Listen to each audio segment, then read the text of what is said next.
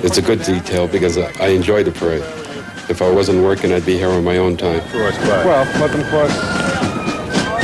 The Guinness is green. People dye their hair green. It's a fun day. Everybody who's not Irish is Irish on St. Patrick's Day.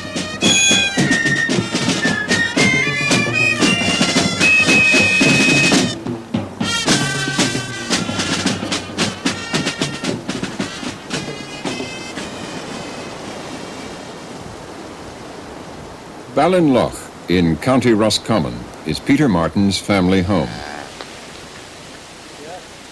I came back here for my first time 15 years ago because I wanted to see for myself all the great stories that I heard from my mother and father about their youth. Every year, thousands of Americans make the nostalgic pilgrimage to their homeland in search of their roots. My son is 12 years old, and myself and my wife felt it was important for him to see it and to be proud of it and hopefully to tell his children. Are they going in here now? No, fella.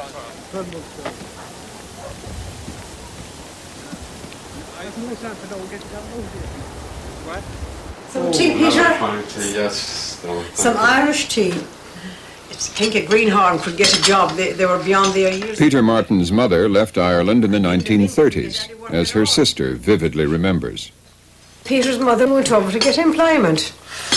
Simple as that. And that's why we all went. There was nothing here. We had to go. Earn a living. We were very lonely. For a long time, it took a while. But you had got to stay there. No ways to come back. No money. But I find it great that yourself and your sister, Mary, who was that you did come back. Mary was engaged beyond to get married in America, and she came home here and met her future husband and got married. And Mary, even after having a good taste of America, I thought she'd never stay. It doesn't seem like 15 years. It doesn't, you know, Doesn't, Joe. no, I didn't think it Now was we were that sitting long in the either. same kitchen like I this, know, and it I know. seems the same. Mm-hmm. It's great, though, to see people coming back. The nature they have for coming back. I think it's good to come back and see where your roots are. This is my grandparents, your great-grandparents. 1954, 1961. 9 years old when my grandfather died.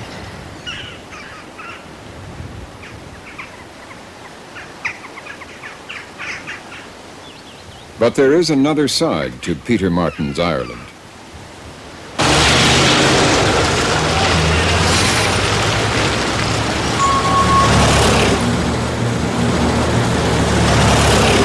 On the streets of Belfast in the north, language is still a political weapon. Here, in the midst of the Troubles, Irish Gaelic is being revived. It is still illegal to put up Irish street signs, but it's a law rejected by the Republican community.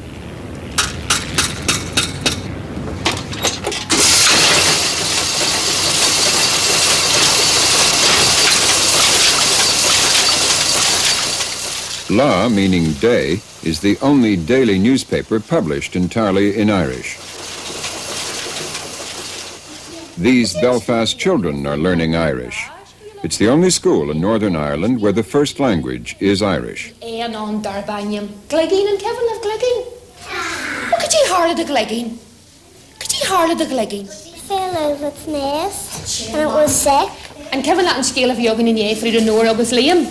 And Kevin Latin scale shin. She hasn't got anything to play with. What could you do? She went into her mummy and her mummy told her to go out. But the front line of the language war is in the H-blocks, known officially as the Maze Prison, and to inmates as Long Kesh. Many Republican prisoners held here are now taking lessons in Irish Gaelic.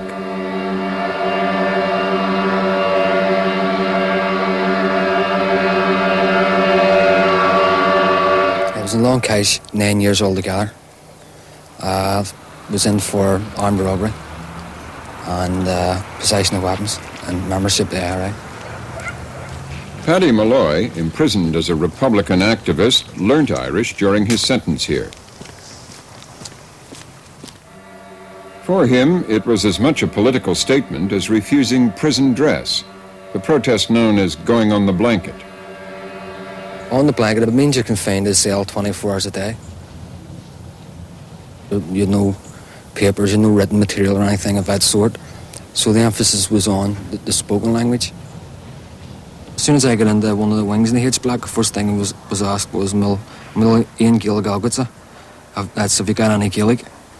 And I said I had, at every single word that you had and every sort of phrase, you had to give it out. You more or less shout it out the door.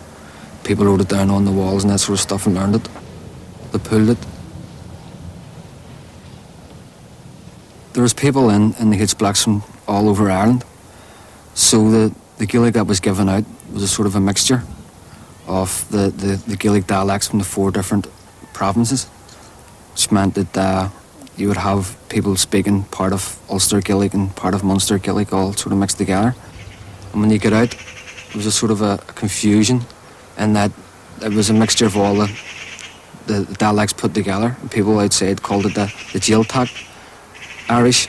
The Gaeltacht is an Irish-speaking area. So the H-Blocks now they would call it the Gaeltacht. Learning Irish Gaelic has become a political gesture in Northern Ireland today, but it is largely symbolic.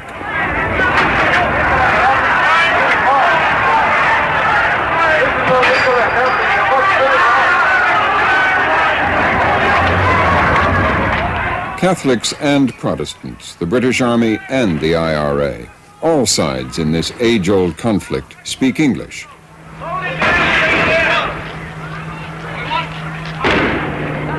And although Irish English, like the island that made it, is still in a state of flux, some Irish writers now believe that it, not Gaelic, is the only realistic means of Irish self-expression.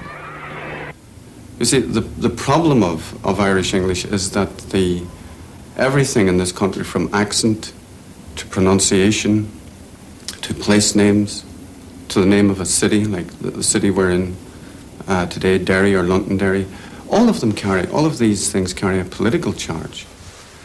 And I feel that there is a very intimate relationship between the non-appearance of a standard accent or a standard tone or a standard Irish way of speaking English and the non-appearance of a standardized Irish political settlement that people could take for granted.